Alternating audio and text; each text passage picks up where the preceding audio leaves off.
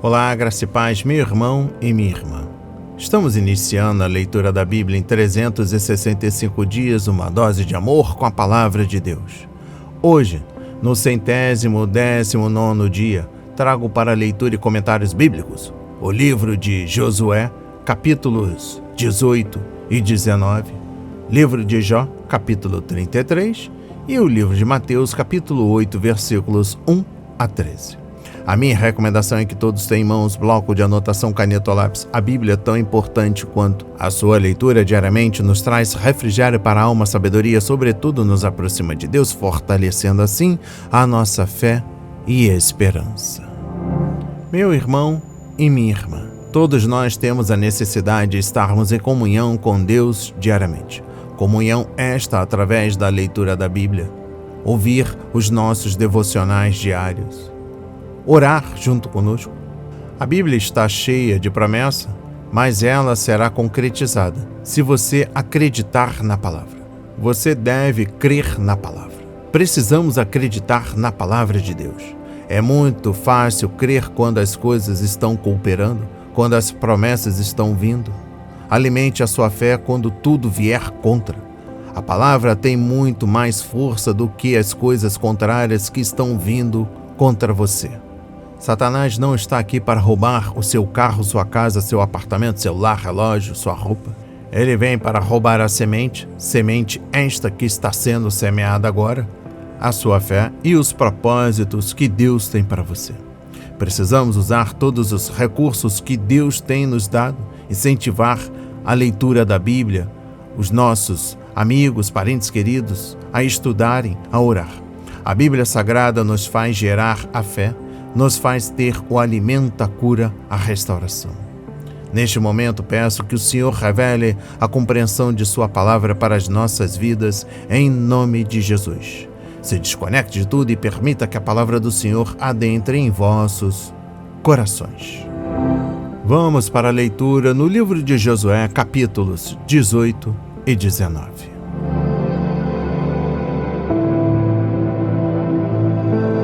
A divisão do resto da terra. Toda a congregação dos filhos de Israel se reuniu em Siló e ali armaram a tenda do encontro, e a terra estava sujeita diante deles. 7 tribos dos filhos de Israel ainda não tinham recebido a sua herança. Então Josué disse aos filhos de Israel: até quando vocês terão preguiça de entrar e tomar posse da terra que o Senhor, o Deus de seus pais, deu a vocês?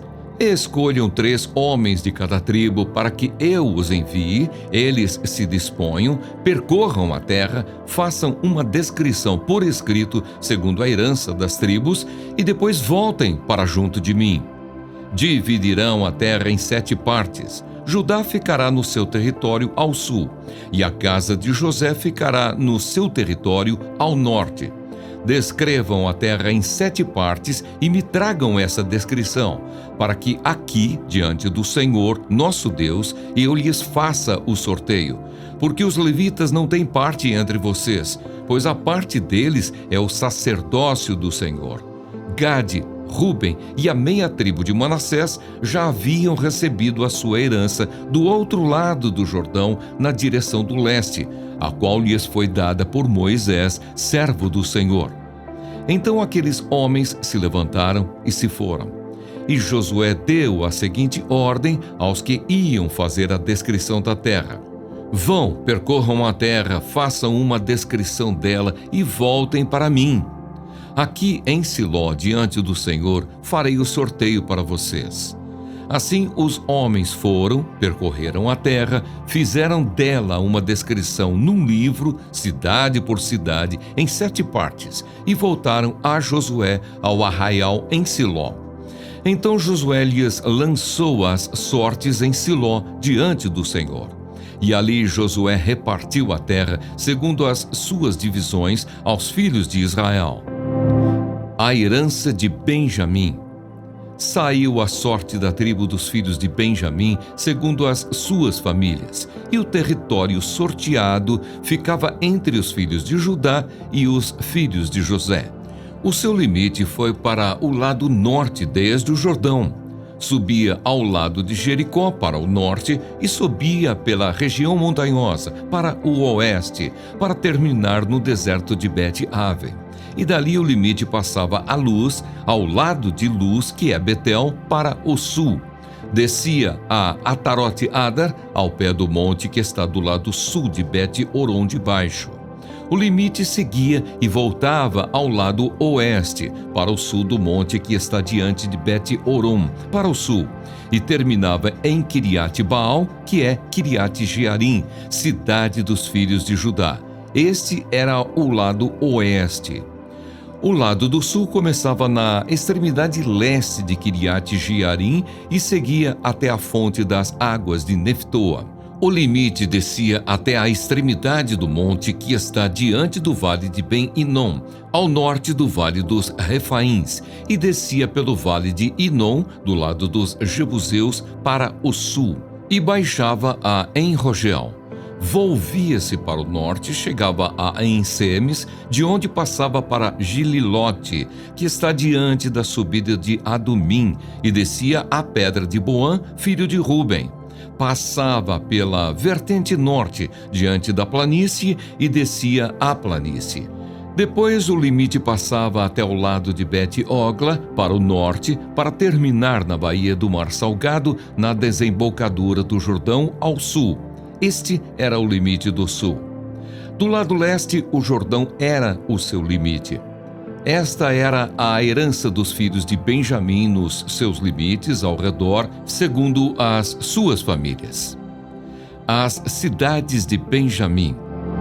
As cidades da tribo dos filhos de Benjamim, segundo as suas famílias, eram Jericó, Bet-Ogla, Emeque-Queses, Bet-Arabá, Zemaraim, Betel, Avim, Pará, Ofra, Quefar-Amonai, Ofne e Gaba. Ao todo 12 cidades com as suas aldeias. Gibeão, Ramá, Beerote, Mispa, Sefira, Moza, Requém, Irpeel, Tarala, Zela, Elefe, Jebus, que é Jerusalém, Gibeá e Kiriate. Ao todo 14 cidades com as suas aldeias. Esta era a herança dos filhos de Benjamim, segundo as suas famílias. A herança de Simeão. Saiu a segunda sorte a Simeão, a tribo dos filhos de Simeão, segundo as suas famílias. E a herança deles ficava no meio da herança dos filhos de Judá. Na herança receberam Berseba, Seba, Molada, Azar-Sual, Balá, Ezém, Eutolade, Betul, Orma, Ziclag, Bet-Marcabote, Azar-Susa, Bet-Lebaote e Saruém. Ao todo 13 cidades com as suas aldeias. Aim, Rimon, Éter e Assã, ao todo 4 cidades com as suas aldeias. E todas as aldeias que havia ao redor destas cidades, até Baalat-Ber, que é Ramá, do Neguebe. Esta era a herança da tribo dos filhos de Simeão, segundo as suas famílias. A herança dos filhos de Simeão foi tirada da porção dos filhos de Judá, pois a herança destes era demasiadamente grande para eles. Por isso os filhos de Simeão receberam a sua herança no meio dos filhos de Judá. A herança de Zebulon. Saiu a terceira sorte aos filhos de Zebulon, segundo as suas famílias. O limite da sua herança ia até Saride. O seu limite subia pelo oeste a Marala, tocava em Dabasete e chegava até o ribeiro que está diante de Joquinião. De Saride voltava para o leste, para o nascente do sol, até o limite de Quislote-Tabor. Saía a Daberate e ia subindo a Jafia. Dali passava para o nascente a Gat-Efer, a Eticazim, ia a Rimon, que se estendia até Neá. E rodeando-a, o limite passava para o norte a Anatom e terminava no vale de Ifta-El. Ainda Catate, Naalau, Sinrom, Idala e Belém, completando 12 cidades com as suas aldeias. Esta era a herança dos filhos de Zebulon segundo as suas famílias. Estas cidades com as suas aldeias. A herança de Issacar. A quarta sorte saiu a Issacar, aos filhos de Issacar, segundo as suas famílias. O seu território incluía Jezreel, Quesulote, Sunem, Afaraim, Sion, Anacarate, Rabite, Quisião, Ebes, Remete, Enganim, Enada e Bet-Pazes. O limite tocava o Tabor, Saazima e Bet-Semes e terminava no Jordão. Ao todo, 16 cidades com as suas aldeias. Esta era a herança da tribo dos filhos de Issacar, segundo as suas famílias. Estas cidades com as suas aldeias. A herança de Asser. Saiu a quinta sorte à tribo dos filhos de Asser, segundo as suas famílias. O seu território incluía Elcate, Ali, Beten, Aczaf, Alamaleque, Amade e Missal, e tocava o Carmelo para o oeste e Sior-Libnate. Voltava para o nascente do sol, Bet-Dagom, e tocava Zebulon e o vale de Iftael, ao norte de Bet-Emeque, e de Neiel, e vinha sair a Cabul, pela esquerda. Hebron, Reobe, Amon e Caná até a grande Sidom. O limite voltava a Ramá e até a cidade fortificada de Tiro. Então tornava a Oza para terminar no mar, na região de Axibe. Também Umá, Afeca e Reobe, completando 22 cidades com as suas aldeias. Esta era a herança da tribo dos filhos de Asser, segundo as suas famílias. Estas cidades com as suas aldeias. A herança de Naftali. Saiu a sexta sorte aos filhos de Naftali, segundo as suas famílias. O seu limite ia desde Elef, do carvalho de Zaananim, Adami-Nequebe, Jabneel até Lacum, e terminava no Jordão. O limite voltava pelo oeste a Asnot-Tabor, de onde passava a Ucoque, tocava Zebulon ao sul e Asser a oeste, e Judá pelo Jordão ao nascente do sol.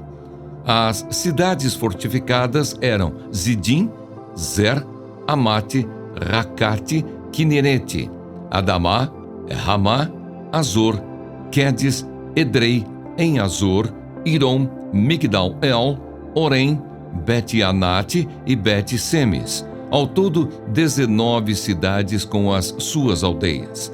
Esta era a herança da tribo dos filhos de Naftali, segundo as suas famílias. Estas cidades com as suas aldeias. A herança de Dan. A sétima sorte saiu à tribo dos filhos de Dan, segundo as suas famílias. O território da sua herança incluía Zorá, Estaol, Ir-Semes, Saalabim, Aijalon, Itla, Elon, Timna, Ecrom, Euteque, Gibeton, Baalate, Jeude, Bene-Beraque, Gat-Rimon, Me-Jarcom e Racom, com o território diante de Jope. Mas o território dos filhos de Dan era pequeno demais para eles. Por isso, os filhos de Dan foram e atacaram Lesem, e a tomaram, matando os moradores a fio de espada. E tomando posse da cidade, foram morar nela, e lhe chamaram Dan, segundo o nome de Dan, seu pai. Esta era a herança da tribo dos filhos de Dan, segundo as suas famílias. Estas cidades com as suas aldeias. A herança de Josué. Quando acabaram de repartir a terra em herança, segundo os seus territórios, os filhos de Israel deram a Josué, filho de Num, uma herança no meio deles. Segundo o mandado do Senhor, deram-lhe a cidade que ele havia pedido, Timnat-Sera, na região montanhosa de Efraim. Josué reedificou a cidade e morou nela. Estas foram as heranças que Eleazar, o sacerdote, e Josué, filho de Num, e os chefes das famílias repartiram por sorteio, em herança, pelas tribos dos filhos de Israel em Siló, diante do Senhor, à porta da tenda do encontro. e assim acabaram de repartir a terra. Amém. Compreendendo o livro de Josué, capítulo 18, trago o versículo 1 para a compreensão. 5 tribos já haviam recebido sua porção enquanto Josué, Eleazar e os 12 líderes das tribos faziam um sorteio em Gilgal.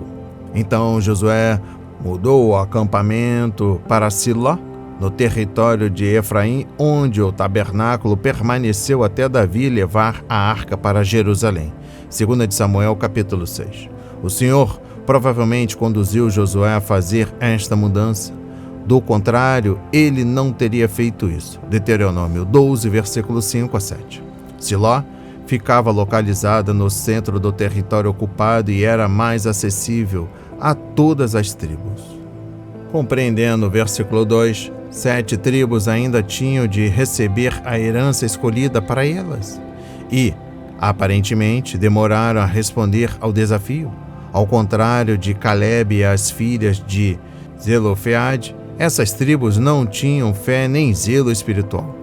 Elas ajudaram em batalhas e derrotaram o inimigo, mas agora hesitavam em reivindicar sua herança e possuir a terra que Deus lhe tinha dado. E eu encerro a compreensão do capítulo 18 do livro de Josué com a exposição bíblica dos versículos 8 a 10. Neste momento, Josué e os líderes inauguraram um novo sistema de repartição das terras. Depois que cada uma das 7 tribos nomeou 3 homens, os 21 escolhidos atravessaram os territórios restantes e fizeram uma lista de cidades e limites, descrevendo cada parte da terra. Eles levaram essas informações a Josué, que então designou várias porções para as 7 tribos restantes, fazendo um sorteio diante do Senhor. Compreendendo o capítulo 19 do livro de Josué, exposição bíblica dos versículos 1 a 9. Simeão repartiu sua herança com Judá, conforme Gênesis capítulo 49, versículo 7, e, no final, habitou as cidades especificadas em Josué 15, versículos 21 e 22. Os filhos de José queriam mais terras, mas não estavam dispostos a lutar por elas pela fé. Enquanto isso, o povo de Judá tinha tantas terras que as dividiu com Simeão. Que contraste! Exposição bíblica dos versículos 40 a 48. A última tribo a receber sua parte foi Dan, que imediatamente começou a trabalhar e expandiu seu território. Dan e Benjamim formavam uma faixa de terra, ligando o Mar Morto ao Mediterrâneo. E eu encerro a compreensão do livro de Josué, capítulo 19, com a exposição bíblica dos versículos 49 a 50. Sendo o líder que era, Josué esperou até o último instante para reivindicar a sua herança. E o Senhor lhe deu a cidade de Timnat-Serra, versículos 49 a 50. Como seu amigo Calebe, Josué preferiu viver na região montanhosa da terra. Vamos para a leitura no livro de Jó, capítulo 33.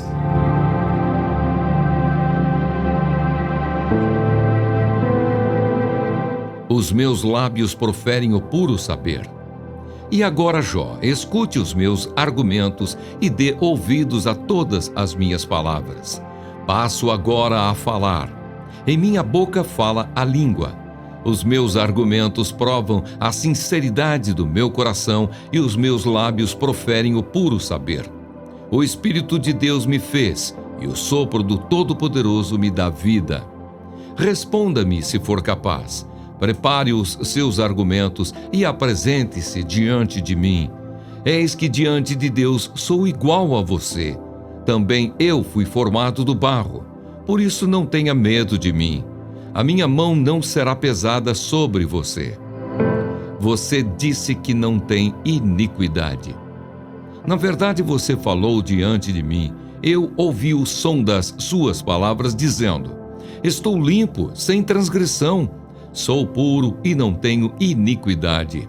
Eis que Deus procura pretextos contra mim e me considera seu inimigo. prendeu os meus pés com correntes e observa todas as minhas veredas.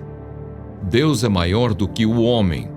Devo lhe dizer que nisto você não tem razão, porque Deus é maior do que o homem. Por que você discute com ele, afirmando que ele não presta contas de nenhum dos seus atos? Pelo contrário, Deus fala de um modo, sim, de dois modos, mas o homem não atenta para isso. Em sonho ou em visão de noite, quando o sono profundo cai sobre as pessoas, quando adormecem na cama, então lhes abre os ouvidos e lhes cela a sua instrução, para afastar o ser humano dos seus planos e livrá-lo do orgulho, para guardar a sua alma da cova e a sua vida de passar pela espada. Deus lhe restitui a sua justiça. Também no seu leito é castigado com dores, com incessante conflito em seus ossos, de modo que abomina o pão e detesta até a comida mais saborosa. A sua carne que se via agora desaparece, e os seus ossos que não se viam agora aparecem. A sua alma está perto da morte, e a sua vida se aproxima dos que trazem a morte. Se com ele houver um anjo intercessor, um dos milhares, para declarar ao homem o que é certo, então Deus terá misericórdia dele e dirá ao anjo: livre-o para que não desça à cova. Já achei um resgate para ele. Então a sua carne recupera o vigor da infância e ele volta aos dias da juventude. Ele ora a Deus que se agrada dele, com alegria vê a face de Deus, e Deus lhe restitui a sua justiça. Depois cantará diante de todos e dirá: pequei, perverti o direito, e não fui punido como merecia. Deus livrou a minha alma de ir para a cova, e a minha vida verá a luz. Eis que Deus faz tudo isto 2 e 3 vezes no seu trato com o ser humano, para reconduzir da cova a sua alma e iluminá-lo com a luz dos viventes. Agora, Jó, preste atenção e escute o que vou dizer. Fique calado, porque vou falar. Se você tem alguma coisa a dizer, diga, fale, porque gostaria de lhe dar razão. Se não, escute o que vou dizer. Fique calado e eu lhe ensinarei a sabedoria.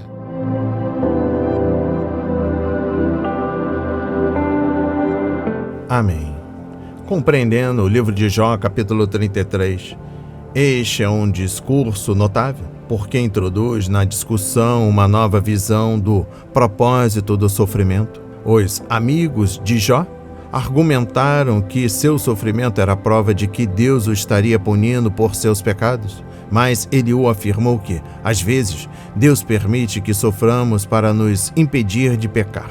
Em outras palavras, o sofrimento pode ser preventivo e não punitivo. Exposição bíblica dos versículos 1 a 7.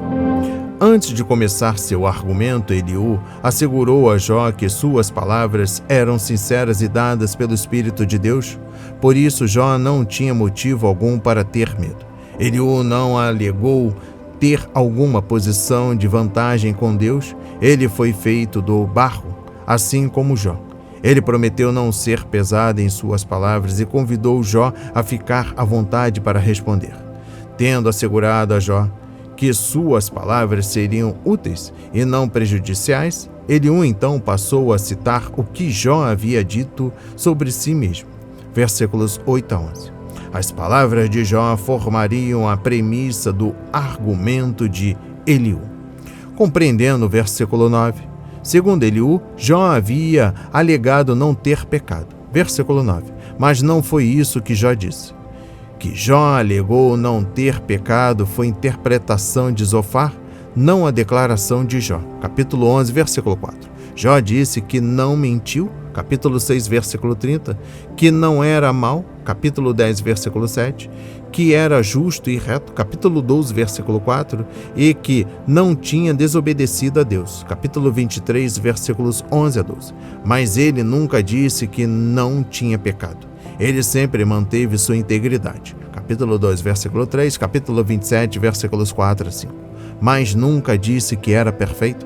Na verdade, ele negava a perfeição. Capítulo 9, versículos 20 a 21. Exposição bíblica dos versículos 10 e 11. Eliú mencionou que Jó havia dito que Deus era injusto e o estava tratando como um inimigo. Esta menção era verdade. Capítulo 13, versículos 24 e 27, capítulo 16, versículo 9, capítulo 19, versículos 7 e 11. Em seus discursos, Jó perguntou várias vezes a Deus por que ele o estava atacando e por que não lhe dava um julgamento justo. A grande preocupação de Eliú não era discutir o que Jó havia dito sobre si mesmo, mas refutar o que Jó havia dito sobre Deus. Exposição bíblica dos versículos 14 a 33. O propósito de Deus na disciplina é livrar as pessoas da morte. Tiago 5, versículos 19 a 20.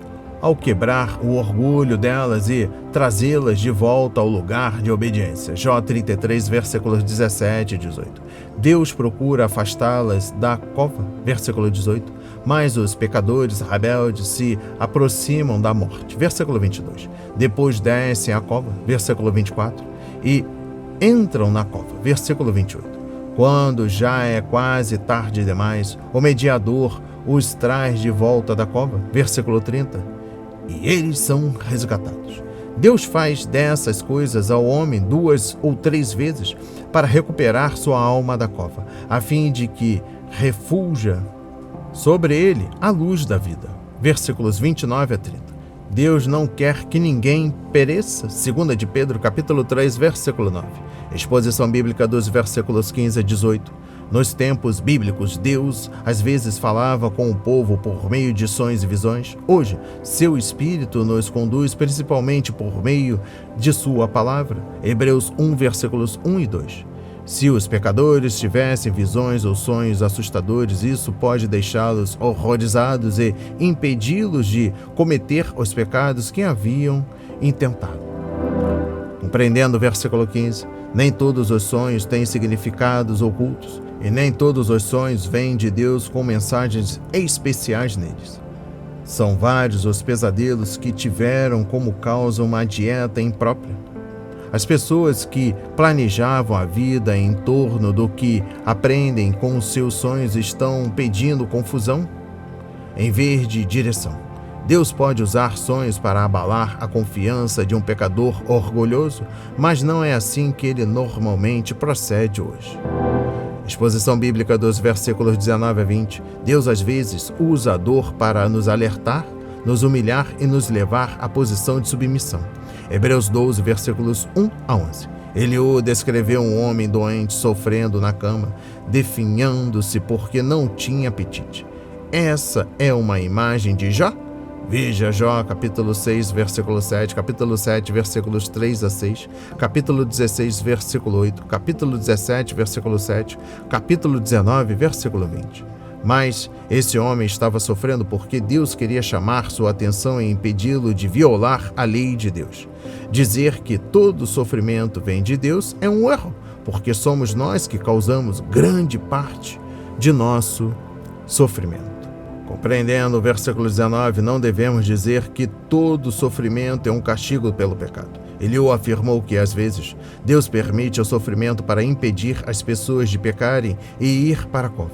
Deus deu a Paulo um espinho na carne para impedi-lo de ficar orgulhoso, e Paulo aprendeu a agradecer a Deus por isso. 2 Coríntios capítulo 12, versículo 7 a 10. Eliú esperava que Jó se submetesse a Deus, aceitasse sua situação dolorosa e recebesse as bênçãos que Deus tinha para ele. Exposição bíblica dos versículos 23 a 28. Eliú descreveu uma cena impressionante. O pecador foi advertido por sonhos e visões e foi castigado pela doença e sofrimento. Ele estava se aproximando da cova e os mensageiros da morte prestes a capturá-lo. Versículo 22. Então, um mensageiro especial, um anjo, de repente se levantou para defender sua causa. Esse mensageiro angelical tinha um ministério duplo.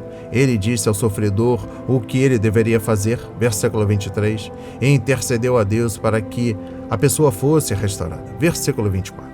Compreendendo o versículo 23, Este mensageiro especial é o mediador celestial que Jó estava pedindo durante toda a discussão. Jó queria um árbitro que o unisse com Deus para um julgamento, capítulo 9, versículo 33. Uma testemunha celestial para defender sua causa diante de Deus, capítulo 16, versículo 19.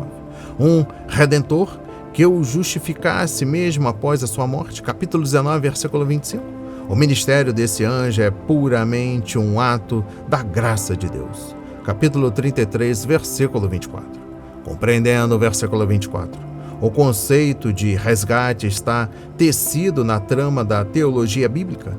A palavra hebraica significa expiar o pecado pela oferta de um substituto. O pecador condenado não pode ser posto em liberdade por pagar um preço baixo, como dinheiro. Salmos 49, versículo 7 a 9. Boas obras ou boas intenções. Esse deve ser um resgate que Deus aceitará, e Deus pede o derramamento de sangue. Levítico 16 e 17. Jó não pediu a seus 3 amigos que o resgatassem porque sabia que eles não podiam. Jó 6, versículos 21 a 23. Somente Deus pode fazer o resgate, e foi o que ele fez. Se Deus proveu o resgate para pecadores perdidos prestes a descer a cova, seria tolice deles não aceitar esse resgate. E eu finalizo a compreensão do capítulo 33 do livro de Jó, com a exposição bíblica dos versículos 31 a 33. Esta passagem sugere que Eliú queria a resposta de Jó, mas ao mesmo tempo queria que Jó ficasse quieto. Eliú tinha muito que falar sobre o assunto e não queria parar. Mas Jó não respondeu porque estava esperando que Deus falasse. Jó já havia exposto seu caso e lançado o desafio.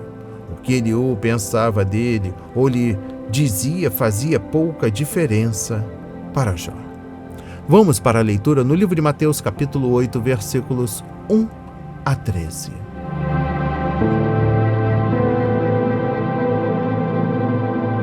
A cura de um leproso. Quando Jesus desceu do monte, grandes multidões o seguiram. E eis que um leproso aproximou-se e o adorou, dizendo: Senhor, se quiser, pode me purificar. E Jesus, estendendo a mão, tocou nele, dizendo: Quero sim, fique limpo. E no mesmo instante ele ficou limpo da sua lepra. Então Jesus lhe disse: Olhe, não conte isso a ninguém, mas vá, apresente-se ao sacerdote e faça a oferta que Moisés ordenou, para servir de testemunho ao povo. A cura do servo de um centurião. Tendo Jesus entrado em Cafarnaum, um centurião se aproximou dele, implorando: Senhor, o meu servo está na minha casa, de cama, paralítico, sofrendo horrivelmente. Jesus lhe disse: Eu vou lá curá-lo. Mas o centurião respondeu: Senhor, não sou digno de recebê-lo em minha casa, mas apenas mande com uma palavra e o meu servo será curado. Porque também eu sou homem sujeito à autoridade, tenho soldados às minhas ordens e digo a este: vá, e ele vai, e a outro: venha, e ele vem. E ao meu servo, faça isto, e ele o faz. Ao ouvir isso, Jesus ficou admirado e disse aos que o acompanhavam: Em verdade lhes digo que nem mesmo em Israel encontrei fé como esta. Digo a vocês que muitos virão do Oriente e do Ocidente e tomarão lugar à mesa com Abraão, Isaque e Jacó no reino dos céus. Mas os filhos do reino serão lançados para fora, nas trevas. Ali haverá choro e ranger de dentes. Então Jesus disse ao centurião: Vá e seja feito conforme você crê. E naquela mesma hora, o servo do centurião foi curado. Amém. Compreendendo o livro de Mateus, capítulo 8, versículos 1 a 13. Exposição bíblica dos versículos 1 a 4. A Bíblia coloca uma série de males na mesma categoria da lepra, hoje chamada de hanseníase. Essa terrível doença forçava suas vítimas a viverem separadas dos outros diante da A aproximação de qualquer pessoa doente era obrigado a gritar sobre si mesmo: imundo, imundo, para não contaminar ninguém. O fato de o leproso correr na direção de Jesus e violar o código é prova de sua grande fé de que o Filho de Deus irá curá-lo. A lepra, no relato bíblico, é uma ilustração do pecado. Isaías 1, versículo 5 a 6. As instruções dadas aos sacerdotes em Levítico 13 ajudam-nos a entender a natureza do pecado. Ele é mais profundo do que a pele. Levítico 13, versículo 3. E tem a capacidade de se espalhar. Levítico 13, versículo 8. Contamina e isola o pecador. Levítico 13, versículos 45 a 46. E ele só serve para o fogo. Levítico 13, versículos 52 e 57. Exposição bíblica dos versículos 5 a 13. Este oficial romano provavelmente era um centurião, comandante militar responsável por um grupo de 100 homens. Todo centurião mencionado nos evangelhos e no livro de Atos era um homem honrado de muito caráter e senso de dever. Este não era exceção, o que demonstra sua preocupação com a saúde de um de seus servos. Compreendendo o versículo 9, tudo a respeito deste oficial deveria tê-lo impedido de chegar a Jesus. Ele era o soldado profissional e Jesus um homem de paz. Além disso, o militar era gentil, enquanto Cristo era judeu. Mas esse soldado tinha uma coisa em seu favor: ele era um homem de muita fé. O oficial entendeu que Jesus, assim como ele, tinha autoridade e estava também sob autoridade. Tudo o que Cristo tinha de fazer era dizer uma palavra e a doença lhe obedeceria. Do mesmo modo que os soldados subordinados àquele centurião acatavam suas ordens. E eu encerro a leitura da Bíblia e também da compreensão do livro de Mateus capítulo 8, versículos 1 a 13, com a exposição bíblica dos versículos 10 a 12. Por 2 vezes, os evangelhos registram que Jesus ficou surpreso. Aqui e na passagem paralela de Lucas 7, versículo 9, com a fé do oficial gentil, e em Marcos 6, versículo 6, mediante da incredulidade dos judeus. Esta é uma primeira indicação de que os judeus não creriam, ao contrário dos gentios. Além disso, nestes 2 milagres, o Senhor ministrou a cura à distância. Este era um lembrete da posição espiritual dos gentios que estavam separados. Efésios 2, versículo 12. Recebam essas palavras na santa autoridade de Jesus. A palavra de hoje foi semeada em corações quebrantados para a honra e a glória do Senhor.